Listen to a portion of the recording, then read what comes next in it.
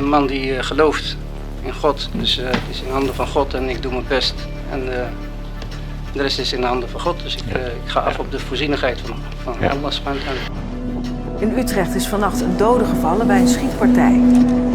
Bij een schietpartij in IJsselstein is een man om het leven gekomen. In the heart of the Netherlands, an unprecedented criminal case shakes the country. In February 2024, the public holds its breath awaiting the verdict concerning the leader of the largest Dutch criminal organization. Over the 6 years of the trial, nearly everyone connected to this case had to be placed under police protection. Lawyers, judges, witnesses, and family members. This story, worthy of the greatest thrillers, defies imagination to the point where even Netflix would consider it too surreal. A criminal empire where the law of silence reigns, where anyone who collaborates signs their death warrant. Even more chilling, in their encrypted messages, group members decide the fate of their victims in just a few minutes. This reality is far darker than what the media has been able to reveal so far, and believing it would all stop with incarceration would be naive.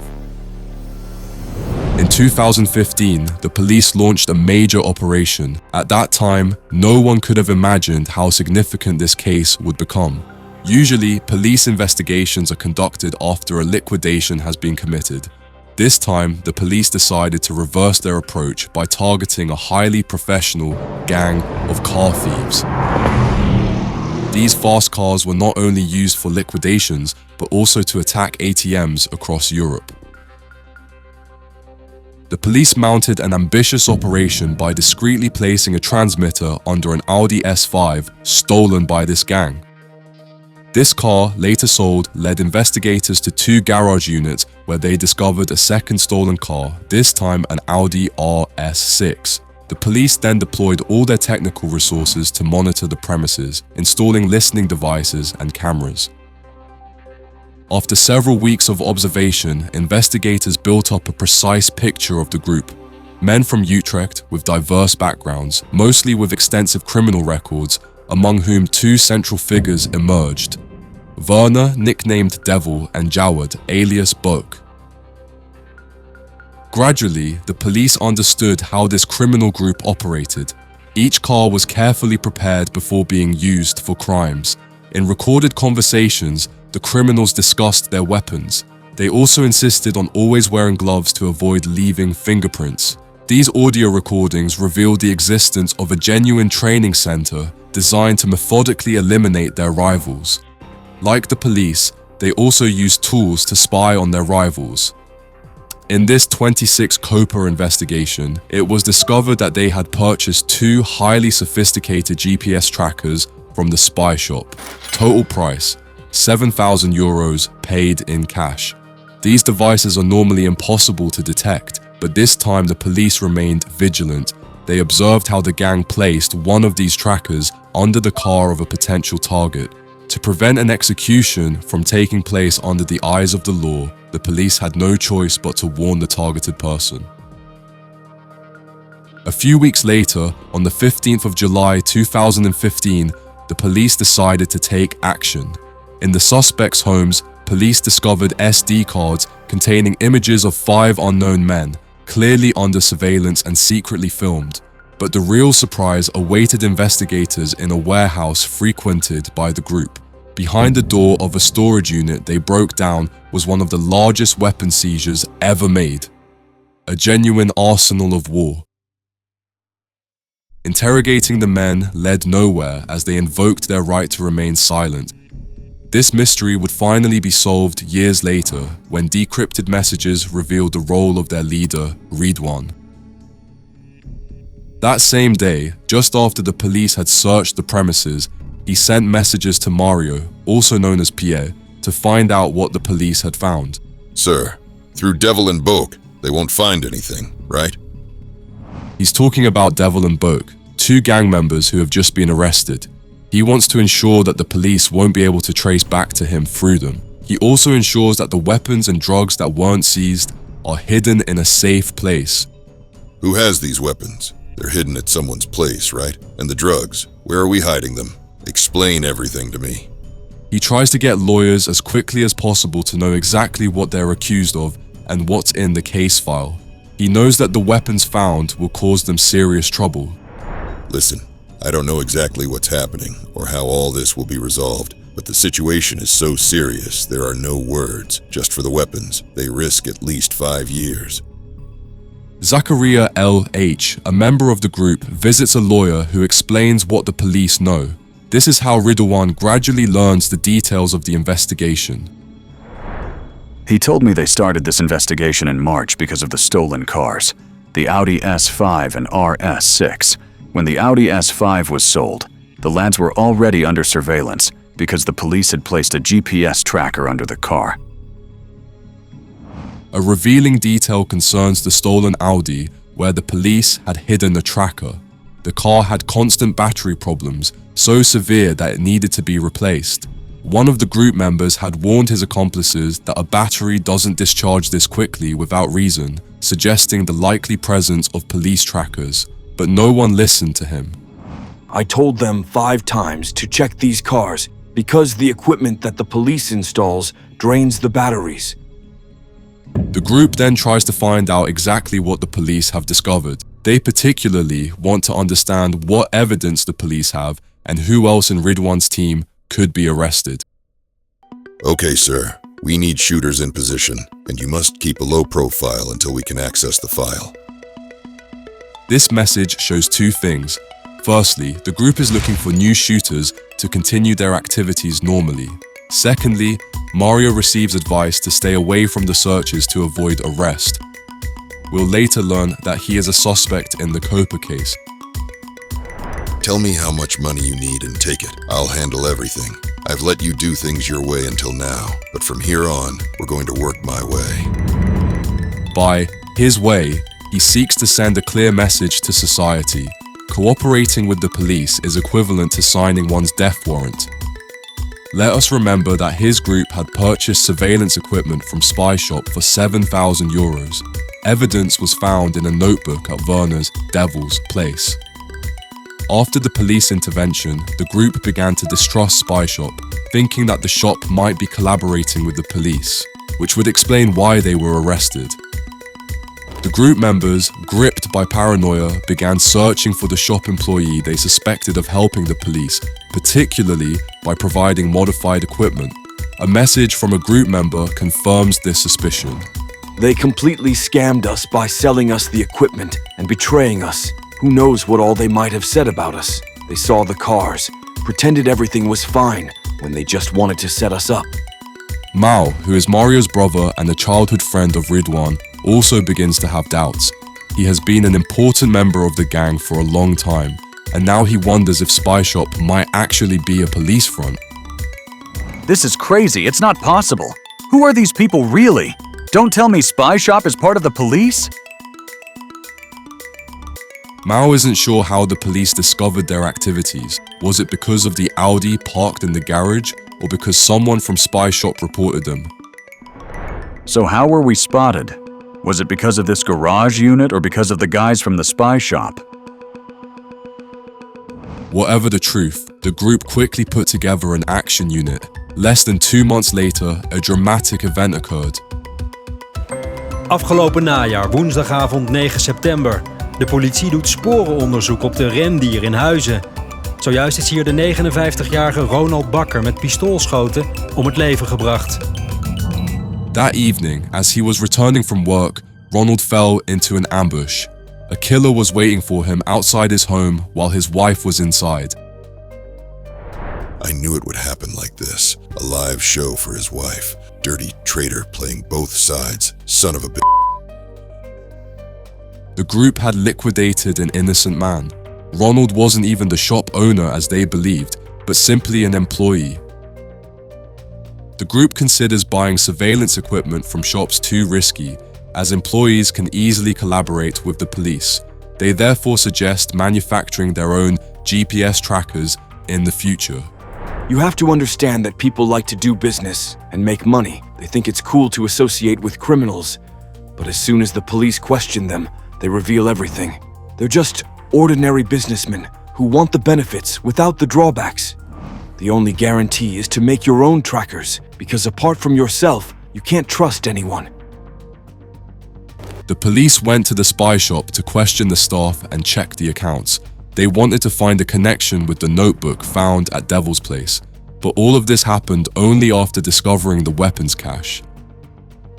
Yes, they thoroughly examined the accounts found at Devil's Place. On a specific date, there's a record of a €7,000 purchase for a GPS set. The lawyer says it will be difficult to deny this accounting evidence. In addition to all this, Ridwan also wants to attack the spy shop. The group has even ordered weapons, including a bazooka if they can find one.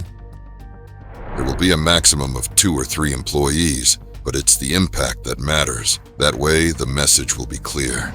These guys will cry for what they've done. It will send a clear message to anyone who would want to testify. They know that the owner and his wife live above the shop, but this doesn't stop them in their plans. Tell me what's needed, and set a clear price to eliminate these dirt traders. Ridwan wants to attack the shop, either with a bazooka or hand grenades. Both options are being considered. Walid and Arthur, nicknamed Depp, are tasked with this mission. Depp, who is already known to the police and usually handles the group's cars, even appears in photos from the Copa investigation. After speaking with Mario, Walid obtains a bazooka. As he doesn't know how to use it, he's told there's an instruction manual with the weapon. I've looked, sir, but the text is in Russian. I don't exactly know how it works. The shooter should know how to use it. They haven't found a shooter yet. Meanwhile, they need to hide the stolen car in a garage unit as it's too risky to leave it on the street. Ridwan is angry because despite all the equipment they have, nothing is progressing. If you don't go today, the car needs to go in a garage. It's too risky to leave it outside with the police, thieves and everything. The car cost $4,500. Find a garage quickly. The other one got angry with me. We're bringing cars, motorcycles, grenades, a bazooka. All of this costs a fortune and still nothing. Sir, it's really difficult to find a garage immediately. I understand, but I just can't find anyone willing to put a garage unit in their name. Arthur, Depp, said they couldn't find a garage right away and therefore needed to act quickly. Initially, they were supposed to receive €5,000 each, but Depp warned Mario that it was very risky. He mentioned that a man had received 18 years in prison for attacking a court with a bazooka. They finally negotiated €15,000 to share between the two of them. As Depp didn't know how to use a bazooka, he suggested using grenades instead. But I've never used this kind of device. I haven't been in the army. Ha ha ha. Let's switch to grenades. I wanted to use the bazooka, but I can't handle it. It's too dangerous when you don't know what you're doing. And honestly, it really scares me. You know what I mean? A big problem arises. The windows are protected by roller shutters. The team has a simple solution. They'll first make a hole in the shutter with a special tool, an angle grinder, then break the glass to throw the grenades inside. You drill through the door, then break the window, throw the grenades inside, and we run. Then, back home, we collect the money, and everyone's happy, haha. The plan ends badly. On October 19th, 2015, during the night, the two men are in their car. They spot a police car and panic. Trying to escape, they drive far too fast. They lose control of their Audi and end up in some bushes. The police thoroughly search the crash site and the car. They discover balaclavas, gloves, and an angle grinder. The team is worried. They have no news from their two men. They know the police will likely keep Depp in custody as he is already known to law enforcement and is linked to the Copa investigation.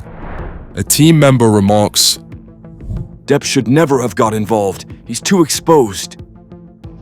Inshallah, they don't recognize Depp and release him. Later, they learn that Depp is in hospital after being arrested by the police. Ah, okay. We knew he was arrested, but not that he was in hospital. This is really bad. His arrest was inevitable. Inshallah, he recovers and just keeps his mouth shut. At this point, the police couldn't read the encrypted messages exchanged within the group. Therefore, they didn't know that the two men had planned to use grenades. The police never found these grenades, but they could have been hidden in the bushes near the crash site or elsewhere. Despite several attempts, their plans failed. Depp got off lightly. Although involved in the Copa investigation, he wasn't prosecuted by the police. This stroke of luck would allow him to continue his collaboration with the group, which we'll discuss later.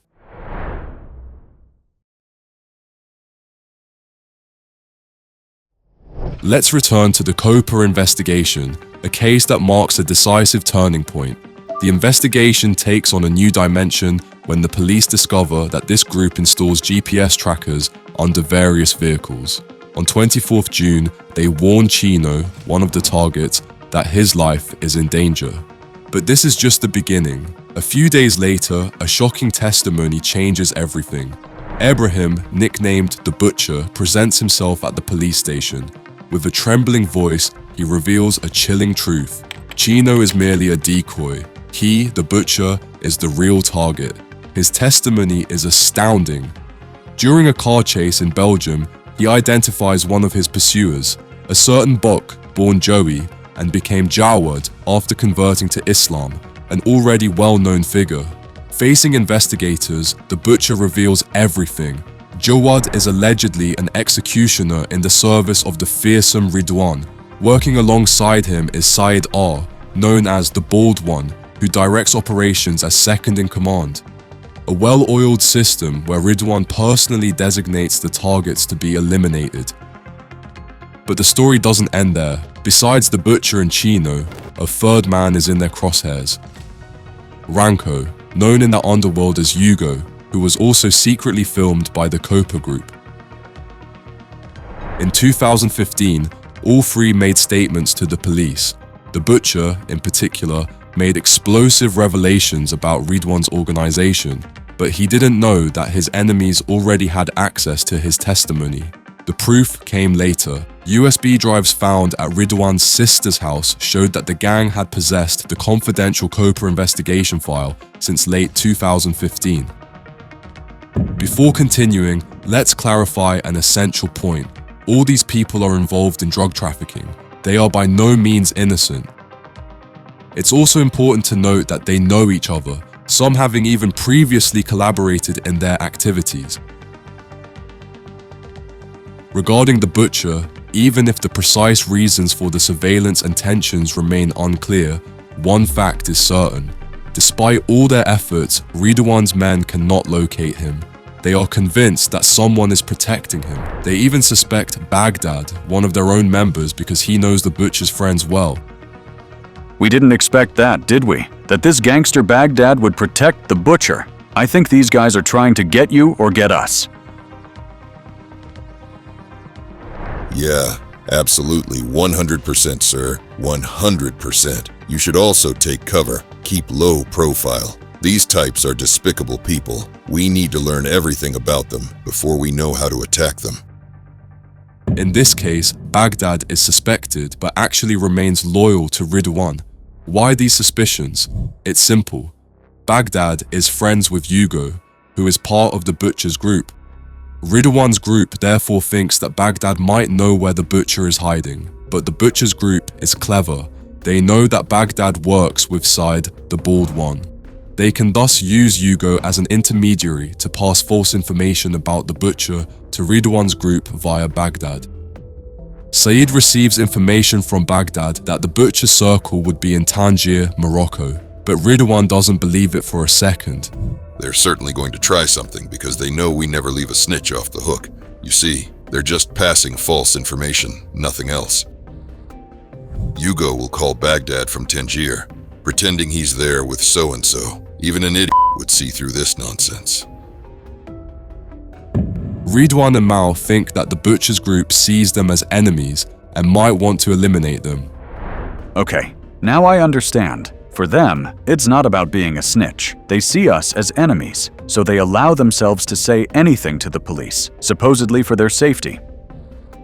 Exactly. They think they're covered, so if they ever eliminate us, they'll claim it was self-defense. It's a well-calculated plan.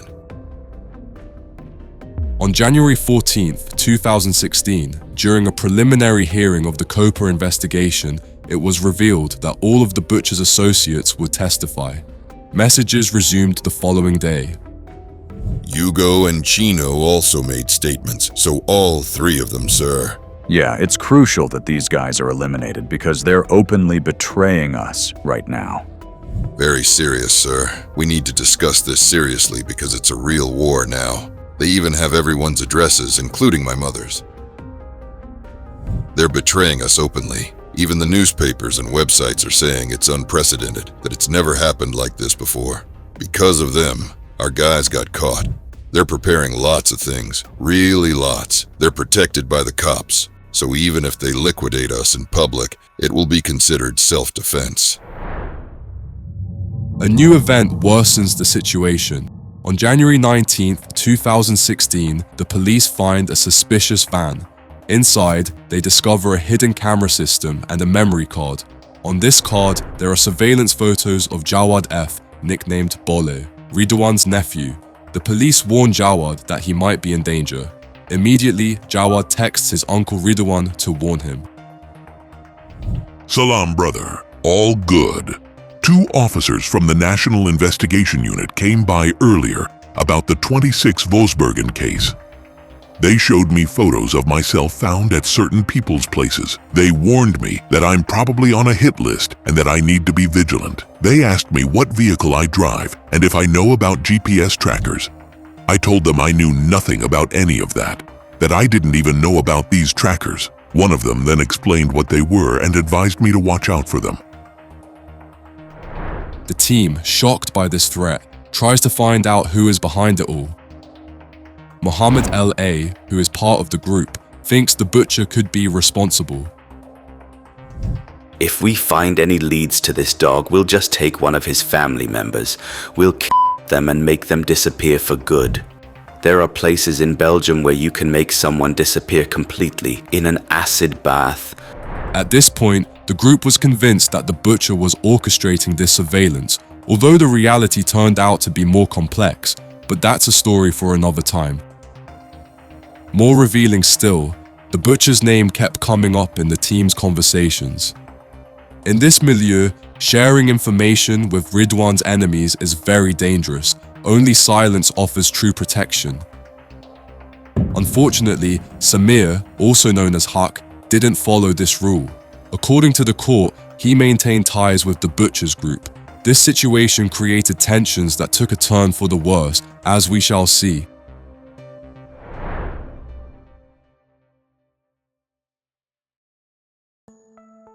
Let's go back to what happened to Samir, Haq. We had already discussed this in a previous video. On April 17, 2016, on an otherwise seemingly ordinary Sunday morning, Samir is preparing to leave his home with his 7-year-old daughter. As usual, he plans to accompany her to Quran classes at the mosque, a ritual they perform every week.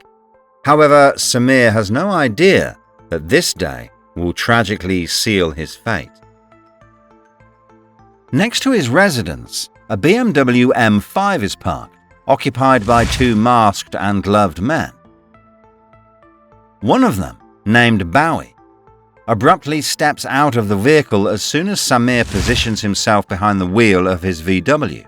Without warning, a hail of gunfire erupts from both the front and the side, in front of his terrified daughter, who is sitting beside him. Miraculously, the little girl manages to escape unharmed, despite the glass shards flying dangerously close to her face and ear. Panicked, she runs towards the apartment, screaming with all her might, "Daddy, Daddy." Full of adrenaline, the 2 assailants attempt to flee in their BMW, but encounter an unexpected problem with the ignition. Unable to start the vehicle, they are forced to abandon their initial plan and escape on foot. On the other side, an attentive neighbor rushes to intervene upon witnessing the scene. Seeing the seriousness of the situation, he jumps into Samir's car, places him in the passenger seat, and rushes him to the hospital in an urgent attempt to save him. Samir died the same day in hospital. The attack didn't go as planned because the getaway car, a BMW, wouldn't start. The attackers had to flee on foot, and the police caught one of them immediately.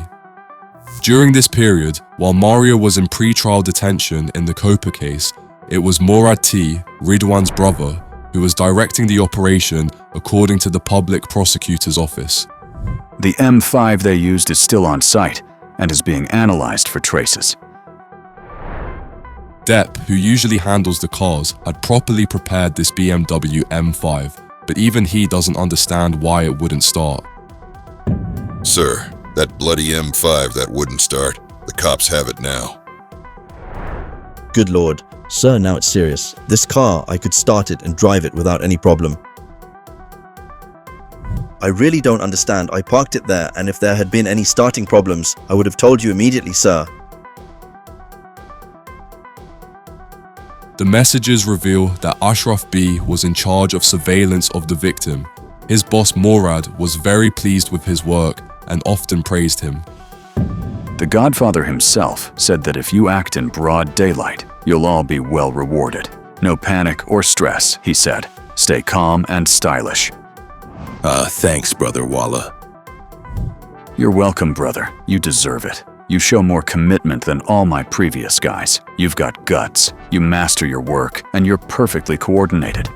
That's exactly what I appreciate. Real professional work. You don't back down from anything, and most importantly, you use your head. The Godfather is satisfied. That's why you deserve this recognition. You form a bloody good team, brother. Be proud of it. If you continue like this, you'll go very far. After this motivating speech the next morning, Ashraf, who is monitoring the liquidation area, informs Morad. Man, there are lots of cops over there. The group is still unaware of the situation. Ashraf tries unsuccessfully to contact the shooter and goes to the planned meeting point, but it's too late. The shooter has been arrested by the police. When the group learns the news, they quickly send Ashraf and other guys to clean the shooter's room. They must act fast before the police come looking for evidence. Okay, brother. Let me know where you're going to put all this. Remove absolutely everything from his room. Clean the door with ammonia before leaving. Leave no trace. Yes, don't worry, brother, it will go well. We are cleaning this house entirely.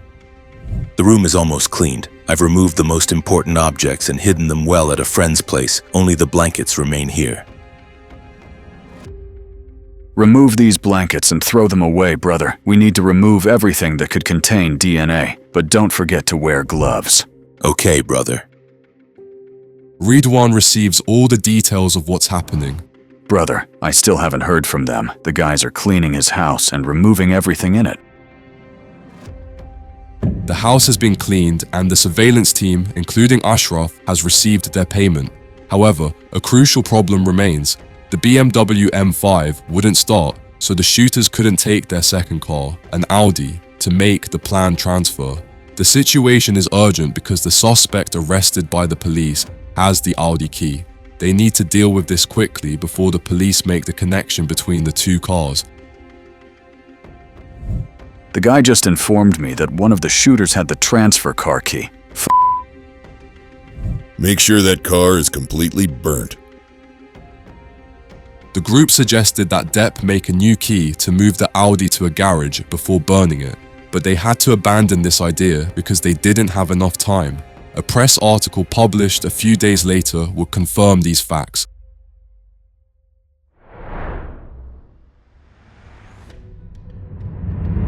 After liquidating Samir, also known as Haq, Ridwan wanted to send a strong message to the Butchers group. He wanted to show them that he wouldn't hesitate to go all the way in this conflict. Even if the Butcher were to withdraw his statements now, it was too late. There was no turning back. Okay, it's settled for this Haq, that bastard who's snitching on us. According to the public prosecutor's office, Haq had passed information to Moose, a drug baron and Ridwan's sworn rival. However, The more likely hypothesis is that he was eliminated for having indeed disclosed information to the Butcher's group. Yeah, he's the Butcher's friend. Chino is crying. He gave him all the info. This guy was with us for 30 years and betrayed us. Now his mother can cry. That son of a bitch. If they want war, it will never end. And did this guy give all the info to the Butcher or to the police? Was he really your friend? Haq was once close to Ridwan. They belonged to the same gang in their youth. But when Haq passed information to their enemies, Ridwan acted without hesitation, demonstrating that he spares no one, not even his longtime friends. That son of a bitch gave all the info to the Butcher. He spent his days with Chino and his little brother, even though he'd been my apprentice for 30 years. A decisive turning point occurs in the story, particularly for Saeed, known as the Bald One. Although he had always kept his distance from Ridwan's war and wasn't the curious type, his attitude changes radically in May 2016 in Utrecht. That day, while resting at the Platinum Lounge, an establishment that serves as the group's headquarters and belongs to his family, he spots men conducting surveillance in front of the club and in a car. Convinced these men were sent by the Butcher, he deduces they are preparing to kidnap him. When Ridwan learns what's happening, he warns Saeed, the situation is very dangerous and he shouldn't be walking around as if nothing was wrong. I already told you, they can't catch any of us, but you keep hanging around there as if nothing's wrong while everyone knows you're our brother. This is a very serious war. I've explained it to you too many times. You think it's a game. The whole group is then alerted to the situation. Yesterday, the Butcher tried to kidnap one of our guys. Okay, the Bald One almost got kidnapped. He says it's the Butcher. Saeed thinks he recognizes Baghdad's associates in this kidnapping attempt, but Ridwan tells him clearly that Baghdad has nothing to do with it and tells Saeed not to look for trouble with him. I know the truth. You know absolutely nothing, only what you hear on the street. Brother, don't question my information. I handle this 24 hours a day. What don't you understand? Do you want the Butcher to go to sleep or keep talking for nothing? Unable to find the Butcher, they then decide to focus on Hugo, Chino, and the latter's brother. Okay, everything is ready. If possible, we'll take care of Hugo, Chino, and his little brother at the same time. If needed, I'll put 2 teams on the same day.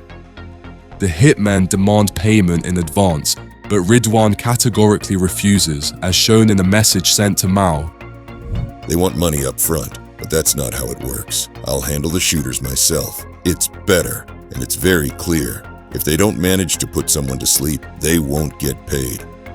The objective is simple: frighten the Butcher so he won't talk to the judge during the upcoming hearings. They're even scared of their own shadows. The Butcher will himself when they're gone. He's already trembling with fear. No one will lift a finger for these dogs. Maybe some of their Hugos, but in Utrecht they don't stand a chance. On May 29th, the group makes their first real attempt to capture Hugo. He's at home that evening and doesn't want to come out. Ridwan's team then has an idea. Ask his friend Baghdad to convince him to leave his house. Inshallah, everything will go well. Let's hope he leaves his house, inshallah. Okay, I'll send a message to Baghdad to see if he can arrange it without him knowing what's going on. Can you call Hugo and ask him to come meet you? Tell him it's urgent. Once he's with you, ask him if he knows anyone looking to buy drugs. Please. But hurry up, please. You won't be at risk, brother. Saeed keeps Ridwan regularly informed of the responses he receives. I'm pushing him to act quickly.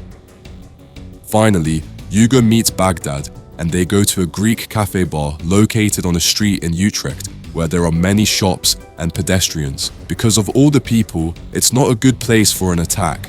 Hugo is drunk and needs someone to take him home. The shooters are waiting for him there. Ridwan hopes it will be Chino who comes to pick up Hugo. That way, they can deal with both of them at the same time. I hope he's with Chino, those dogs. Inshallah, Chino takes him home. Brother, he's drunk, and Chino isn't with him. Brother, whatever you do, don't let Baghdad take him home, or Baghdad will sleep too. These shooters will make anyone sleep. Okay. Ridwan firmly tells Saeed that Baghdad must not under any circumstances accompany Hugo home, as the shooters have orders to liquidate anyone who shows up there. Brother, I'm here with him. He says everything the butcher is saying is nonsense. He claims he hasn't gained anything from him and has to appear in Amsterdam court on the 30th of June.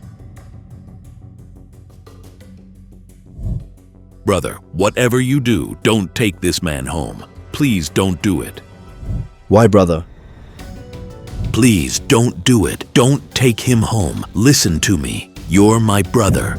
Brother, please don't take him. This man wanted to kill me. Brother, who's taking this man home? Do you know who's going to take him home? No, brother. I think he'll take a taxi. Listen to me carefully and understand. Don't take him home. That's the last time I'm telling you, my brother. Finally, they have to cancel the plan because there are too many police officers near the shooters. The shooters are therefore forced to leave without taking action. There are too many cops near the shooters. Nothing will be done today.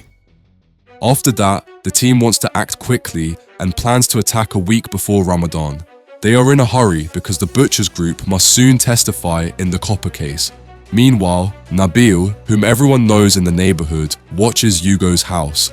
It is important to remember Nabil because his actions will soon create shockwaves in the Dutch underworld. There are rumors that Chino wants to withdraw what he told the police, but at this stage, it doesn't matter anymore.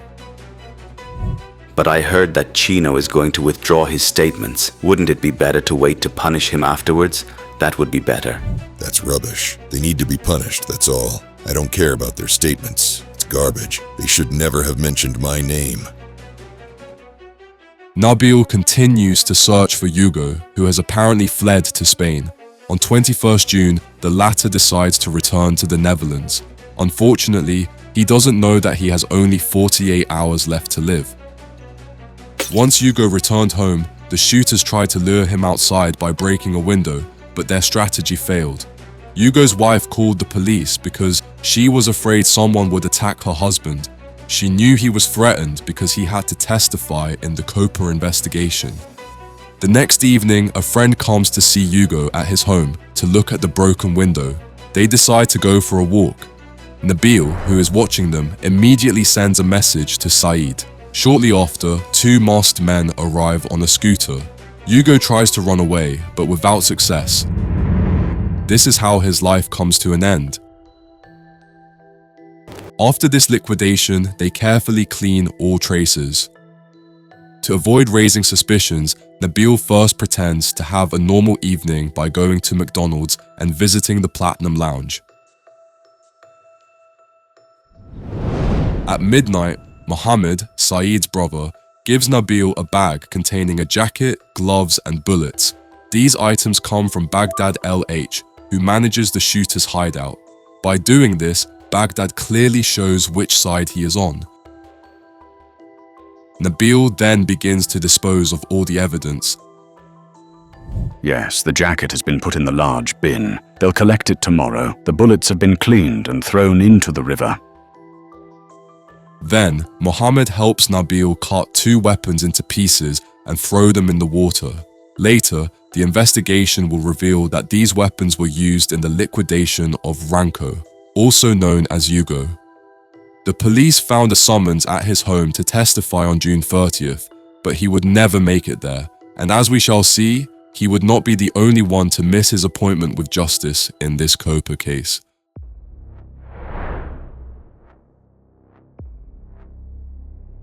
Let's go back in time. The Copa group took secret videos of people they wanted to target. One day, they filmed a man coming out of McDonald's. He was known as Appy in their circles. 3 days before the police conducted their searches, Jawad, also known as Book, an important member of the group, discusses with Ridwan. I'm thinking about who we could eliminate the quickest. Ha ha ha ha. That son of a Appy. We need to deal with him. This dog is causing us problems. Okay, sir. Do you have any other information? He's in Rotterdam now. After dinner time, they all meet at the Shisha. Okay, sir. After Ramadan, he'll certainly go to the Moroccan quarter. We'll post our guys there. The police questioned Appy several times after discovering videos of him. At first, he didn't say much. He finally admitted that he thought he was being threatened over an unpaid debt. Whatever the real reason, after the arrests related to the COPA investigation, the plan to eliminate him seems to have been put on hold for more than 6 months. However, the situation changes when Appy appears as a witness during a preliminary hearing in the COPA investigation in January 2016. Members of Ridwan's group were sitting in the public gallery at the court. Their mission was simple: to report live what the witnesses were saying. Ha! Sir, this Appy was really scared. He demanded that nothing should appear in the file if he spoke. He says these aren't small players. Witness Appy. He wanted to speak without a microphone, without audio recording. They tried to place him under protection. In January 2016, Mario, who had not yet been arrested, writes to one of his men about Appy. Okay, brother, this guy is super vigilant, so be careful too. Try to be as discreet as possible. He knows perfectly well what he did. He's a snitch, and now they even want to make him a key witness, so this dog needs to disappear. The prosecutor wanted Appy to testify before the judge on the 8th of June 2016. However, he was never able to appear. To better understand what happened, we need to talk about JJ, a well-known rapper who associated with Ridwan's friends. In early 2016, JJ and Appy appeared to be friends and exchanged WhatsApp messages to arrange outings. In April, JJ invited Appy to Club Nova, using money matters as a pretext. That night, Appy's friend received an alarming call. In a frightened voice, Appy revealed that 8 men were holding him against his will. He asked his friend to call the police if he didn't hear from him within 30 minutes. With no response from Appy, his friend alerted the police. An hour later, Appy called back to say he was fine and had left the club. In the following days, JJ and Appy exchanged messages. Yo. Are you really playing hide and seek now? They really don't have time for this nonsense. Look at your bloody phone.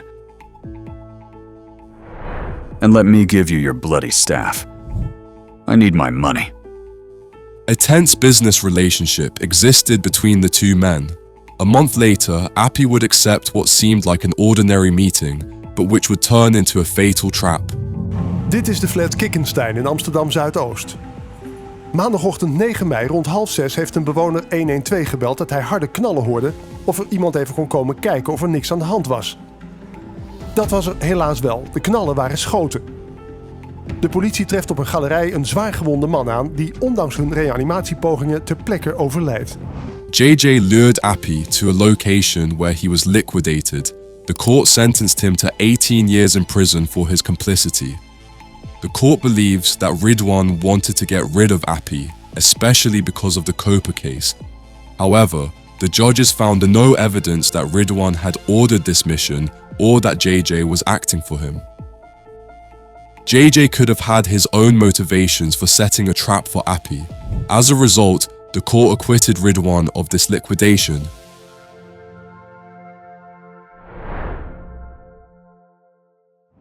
Ridwan's group didn't just have enemies to fear. Journalists and bloggers were also causing problems by talking too much about their secret activities. Martin Koch was one of them. On his blog Vlinderscrime, he wrote everything he knew without holding back. He was the first to publish information coming directly from the criminal underworld. Fearlessly, he even published photos of Ridwan and revealed that he was leading the COPA group. This was a major problem for Ridwan, as at that time no one knew him and he wanted to remain in the shadows. We really need to do something about this bloody Vlinder. Everything is available on the internet since they shot at that bastard's car. Anyway, I've got guys who'll be there. I just need a photo of that dog since everyone who knows him is in prison. In November 2015, people shot at Martin's house and car. Despite this clear threat, Martin continued to publish his articles. In July 2016, he miraculously survived after a bomb was discovered under his car. He then told the police that the Copa Group could be responsible. In December 2016, he made what would be his final outing. As he was walking to his car, someone emerged from the bushes and ended his life. The public already knows about this case, but an important detail had remained secret: the role of two lookouts, Ashraf and Anoa B. In 2018, Anoa was in prison in Morocco. There, he spoke to investigators and gave a lot of information about Ridwan's group. In his statement to the police, he says he had nothing to do with Martin's liquidation. He claims that everything he knows comes from his friend Ashraf, who confided that it was Ridwan who had given the order. Anwar claims to have no connection to the operation, but the PGP messages he received from Ridwan right after the liquidation show otherwise. Salam, sir. All good?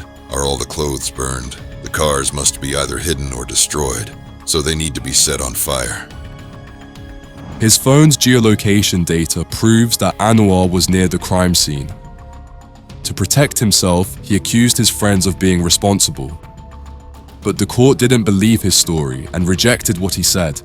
In fact, he and his friend Ashraf had a simple mission: burn the cars used in the crime and throw the encrypted phones into the river. In Morocco, Anwar made statements to try to protect himself, but this backfired. He later wrote letters claiming he had been forced to speak under torture, but no one believed him. Later, his sister said he regretted speaking and naming certain people, and that he was now trying to correct his mistakes. We have seen 5 liquidations. Now, we will talk about the last one, the most important of all.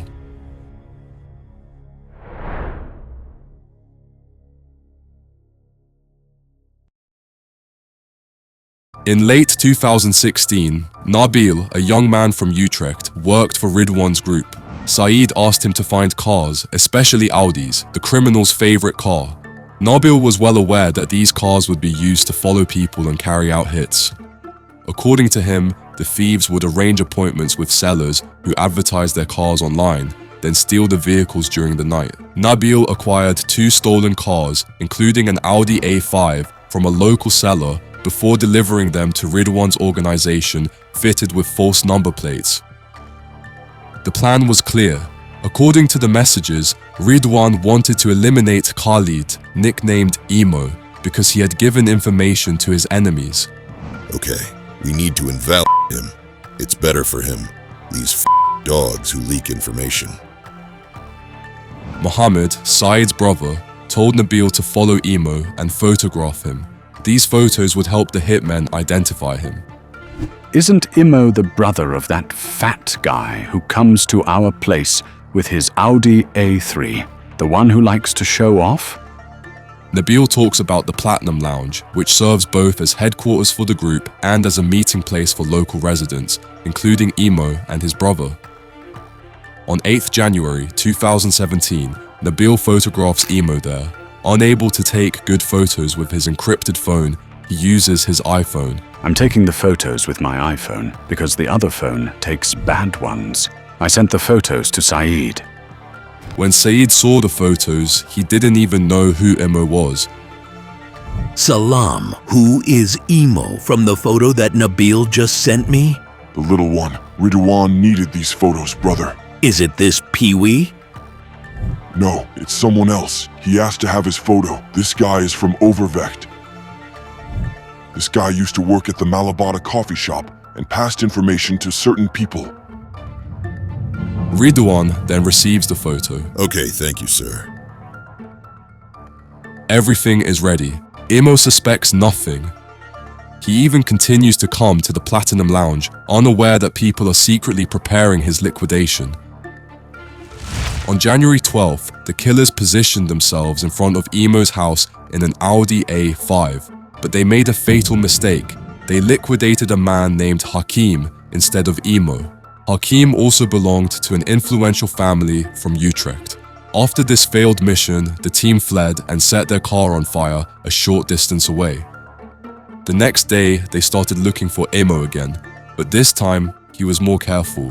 When returning home, he drove around the neighborhood several times to see if anyone was following him. He was doing surveillance rounds, so the lookouts were spotted and had to pull back. Saeed opposed carrying out the attack at the Platinum Lounge, an establishment linked to his family. He feared that a shooting would lead to its permanent closure. The group therefore opted to ambush Imo near his home, but police intervention caused their plan to fail again. A new problem arose. Hakeem's family had recognized the car used in the liquidation, the Audi A5 that Nabil had provided. It's intense. They're looking for me. The car used yesterday. They recognized it. To protect himself, the group suggests that Nabil create a false story. He then invents that the car was sold to a certain Danny from Amsterdam. He tells this version to Hakeem's family, as can be seen in his message to Saeed. Brother, I explained the situation to them. I told them that I had met this Dutch guy in Amsterdam called Danny. Then he asked me if I could find him some cars. I replied that I would look into it, and once I had checked, I found someone.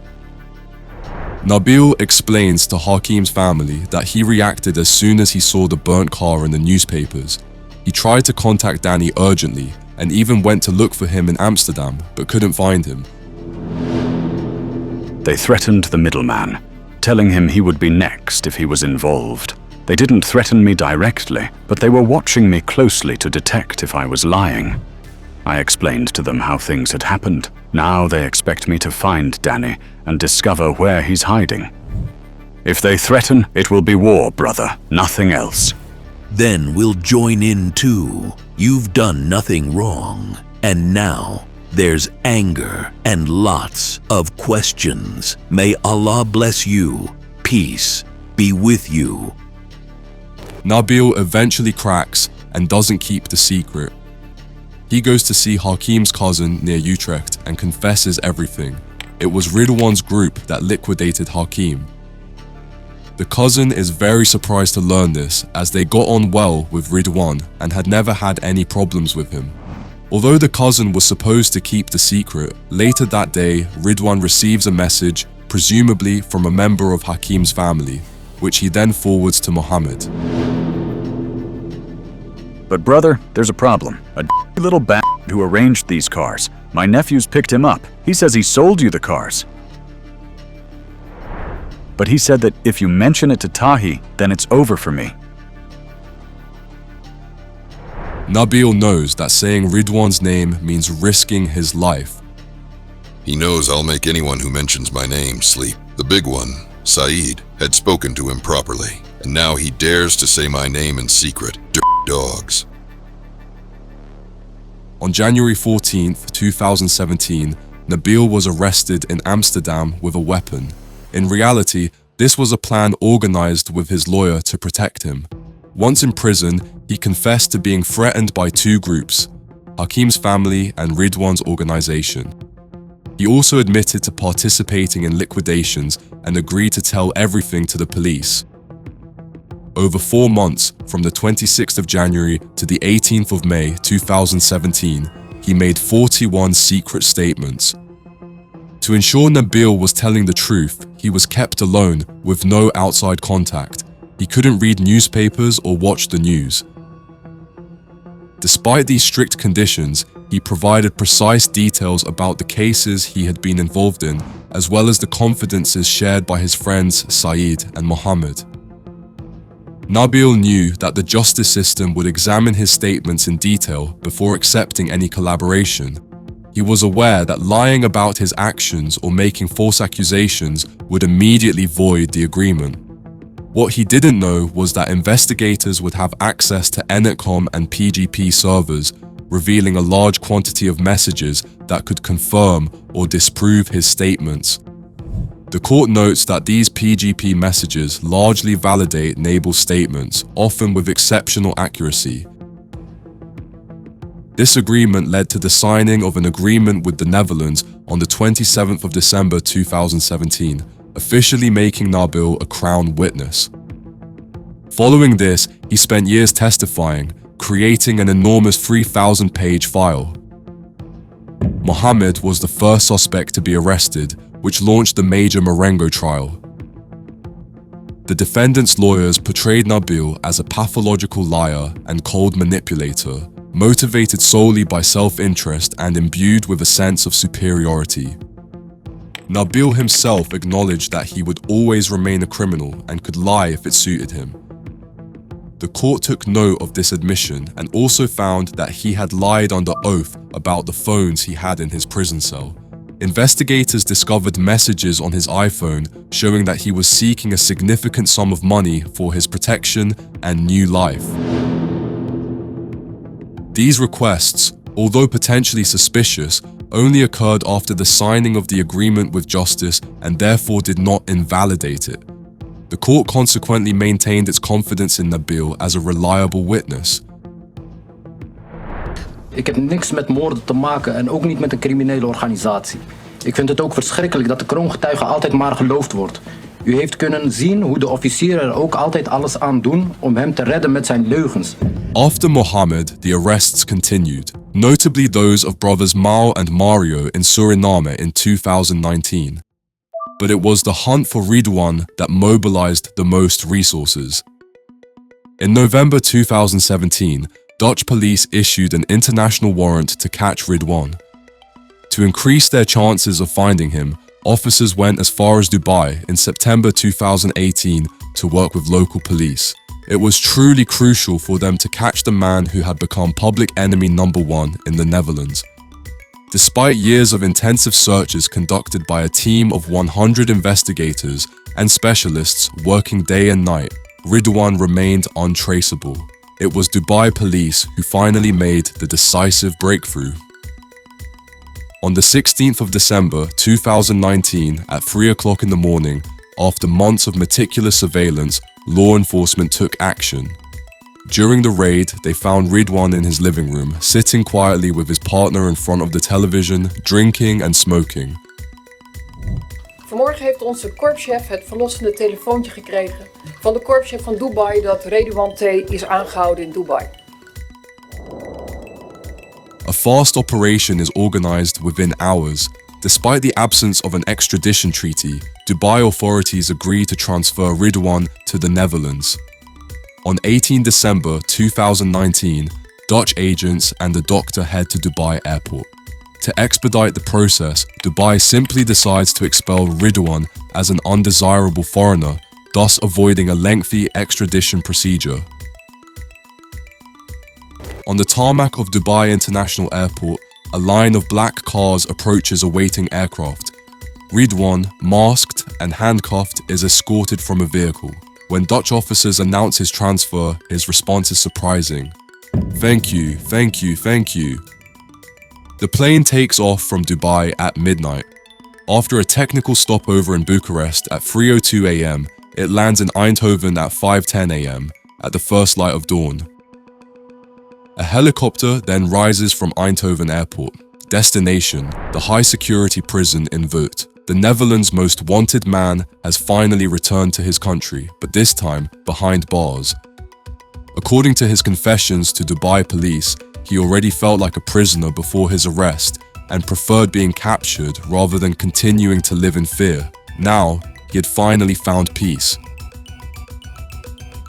But Ridwan wasn't the only one living in fear. His accomplice Saeed remained on the run. The last piece of the puzzle would fall into place in 2020. In the luxurious heights of Medellin, Colombia, hides the second most wanted man in the Netherlands.